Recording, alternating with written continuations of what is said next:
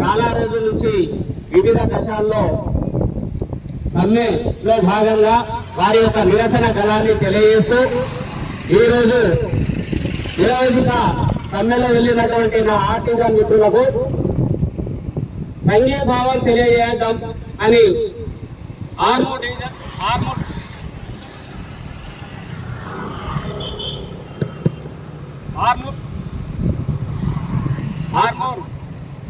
డివిజన్లో ఉన్నటువంటి power employee JAC job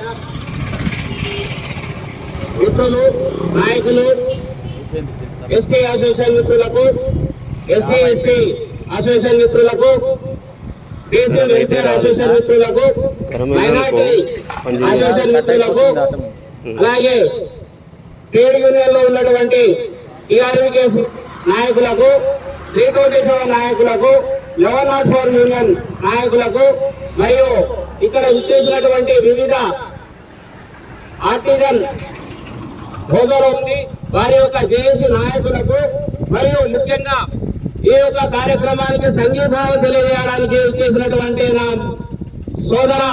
సోదరి మహిళా మిత్రులకు, మహిళా సోదరులకు ప్రతి ఒక్కరికి పేరు పేరున ఉద్యమాభివందనాలు తెలియజేసుకుంటున్నాను. ముఖ్యంగా ఈ యొక్క ఆర్టిజన్ కార్మికులు మన వ్యవస్థలో చాలని వేతనాలతో గత 20 సంవత్సరాల నుండి వ్యక్తి చాకరికి విముక్తికై వీరు చేస్తున్నటువంటి న్యాయమైన హక్కుల కోసం, సాధన కోసం, వారి యొక్క గౌరవం కోసం వారు చేస్తున్నటువంటి పోరాటంలో భాగస్వాములు కావడానికి మేము సంఘీభావం తెలియడానికి మేము నిన్న జరిగినటువంటి వరంగల్ మహాసభలో కూడా అన్ని అసోసియేషన్లు, అన్ని యూనియన్ల ఆధ్వర్యంలో, జాక్ ఆధ్వర్యంలో కూడా సంఘీభావం తెలియజేయడం జరిగింది. అందులో భాగంగా ఈ రోజు ఆర్మూర్ డివిజన్ లో కూడా మేము మా డివిజన్ పక్షాన మేము కూడా మా మిత్రులు ఆపదలో ఉన్నారు. వారికి రావాల్సిన డిమాండ్స్ కొరకు సాధన కొరకు మేము కూడా మా వంతు మేము కూడా సహాయ సహకారాలు అందించి వారి యొక్క సంఘీభావం తెలియజేయడానికి మేము అందరం వచ్చాం. ఈ సందర్భంగా మీకు అందరికీ ఉద్యమాభివందనాలు తెలియజేస్తా ఉన్నాం. మరి ఈ సంస్థలో ఈ భారతదేశంలో ఉన్నటువంటి అత్యంత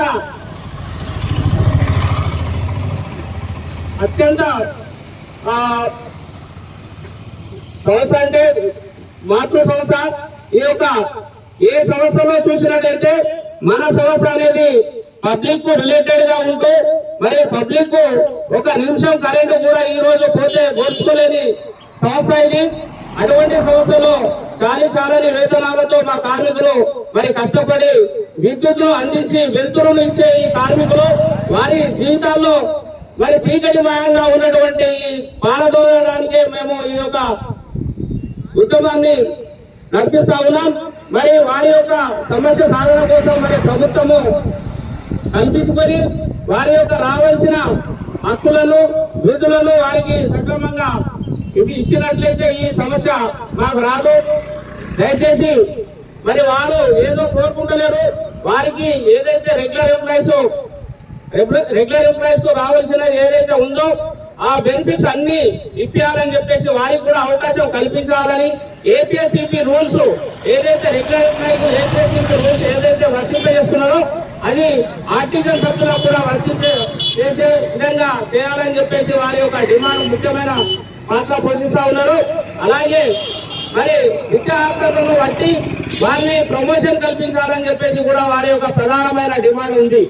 మరి ఈ రోజు మరి చూసినట్లయితే ఆ రోజుల్లో 10వ తరగతి పాస్ అయినా ఫెయిల్ అయినా కేవలం పోలెక్కి పనిచేస్తే అన్యాన్ కార్మికులు రెగ్యులర్ చేసి ఈ రోజు మంచి స్థాయిలో ఉన్నారు. మరి ఈ రోజు బి ఫార్మసీ డిగ్రీలు పట్టాలు తీసుకొని ఈ రోజు వారు మరి ఈ వ్యక్తి చాకరీ పనిచేస్తా ఉన్నారు.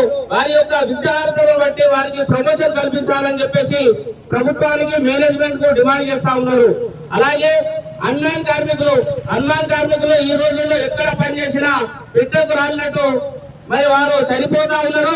యాక్సిడెంట్లు అవుతున్నాయంటే ఈ సంస్థలో అన్యాన్ కార్మికులే అని చెప్పేసి చెప్పక తప్పదు. మరియు ఈ ఆర్టిజన్ కార్మికులు సబ్స్టేషన్లో పనిచేసేటప్పుడు వారు మరి విసిబులు మరి లింబులు అవన్నీ పేరి కూడా వారి యొక్క ఎన్నో మంది ప్రాణాలు అర్పించడం జరిగింది. మరి ఎన్నో ప్రమాదాలు గురి కావడం జరిగింది. అలాంటి కార్మికులకు వారికి రావాల్సిన బెనిఫిట్ ఈ ప్రభుత్వం ఇవ్వలేకపోతుంది, మేనేజ్మెంట్ ఇవ్వలేకపోతుంది. కాబట్టి దయచేసి ఈ ప్రభుత్వానికి మేము ఒకటే కోరుతా ఉన్నాం, ఈ మేనేజ్మెంట్ కి ఒకటే కోరుతా ఉన్నాం, అయ్యా మా ఆర్టిజన్ కార్మికులు ఏదో మీ ఆస్తులను మీ సంవత్సరాల్లో ఉన్నటువంటి ఏదైనా ఆస్తులను రాసివ్వట్లేరు. న్యాయమైన కోరికలు ఉన్నాయి, ఆ న్యాయమైన కోరికలు చిన్న చిన్న కోరికలు ఉన్నాయి, వాటిని మీరు వర్తింపజేసే విధంగా మీరు చేస్తారని కోరుతా ఉన్నాం. ముఖ్యంగా ఈ గవర్నమెంట్ కు ప్రజా ప్రభుత్వం అని చెప్పేసి ఈ ప్రజల్లో ఉన్నటువంటి ఈ యొక్క అపోహలు మరి నిజం చేయవలసిందిగా కోరుతా ఉన్నాం. ప్రజా ప్రభుత్వం అంటే ప్రజల పట్ల మెరుగైన సేవలు అందించి వారికి రావాల్సిన అన్ని విధాలుగా సమకూర్చి మరి భారతదేశంలో ఈ యొక్క తెలంగాణ రాష్ట్రంలో పనిచేస్తున్నటువంటి ఆర్టిజన్ కార్మికులకు మరి సరైన హక్కులు విధులు వారి యొక్క రావాల్సిన బెనిఫిట్స్ అన్ని ఇప్పించి ప్రజాప్రభుత్వాన్ని నిరూపించుకోవాలని చెప్పేసి ప్రభుత్వాన్ని మేము కోరుతా ఉన్నాం. మరి ముఖ్యంగా ఈ యొక్క కేసును సుమోటోగా తీసుకొని మరి ముఖ్యంగా ప్రభుత్వం పట్టించుకొని మరి చర్చలకు పిలిచి మరి వివిధ ట్రేడ్ యూనియన్లో కావచ్చు, అసోసియేషన్లో కావచ్చు, ఆర్టిజన్లో కావచ్చు, ఆర్టిజన్ జేఏసీలో కావచ్చు చర్చలకు పిలిచి చర్చల ద్వారానే ఈ యొక్క సమస్య పరిష్కారం అవుతుందని చెప్పేసి ప్రభుత్వానికి మేనేజ్మెంట్ కోరుతా ఉన్నాం.